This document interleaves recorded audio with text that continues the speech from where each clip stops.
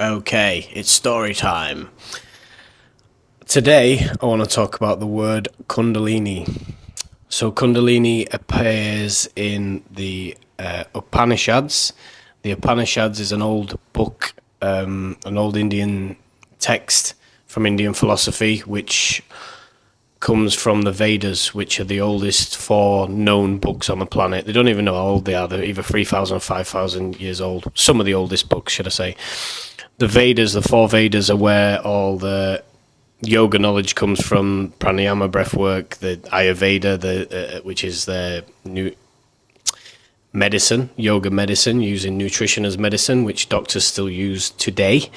Indian doctors use both allopathic medicine and Ayurveda for nutrition. So Kundalini appears in the Upanishads. Kundalini is where the name comes from for Kundalini yoga.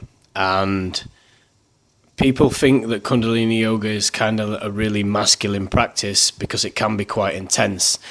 But the word is actually feminine. So when you're doing Kundalini yoga, what you're trying to do, you use Kriya Yoga to clear your chakras, and then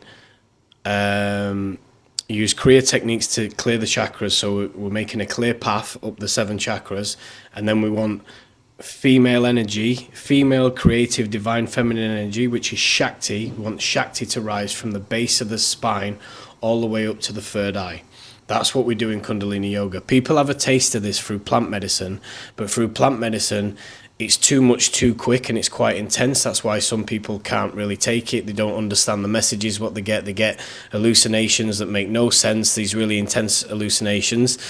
I've had some amazing plant medicine experiences, but it's which I will never say is not real or not natural, because it is. I disagree with Indian teachers about that. However, when you do it through Kundalini yoga, it's a slow thing, it's a slow practice. So you do it, you come up really high using the breath work and Kriya and whatever, and then you come back down and stabilize, and you slowly raise your vibration until a point that it's like sustainable, and you kind of stay in that high vibrational, happy, positive mood, with still being sober, basically. So it's you integrate it, you come up and then you integrate it, you come up and you integrate it, so you can stay there you're high without being high. You're like high but sober, so everything's clear. It's not confusing like when you're on a plant medicine, let's say. Watch part 2. Learn more at joelsholistics.com.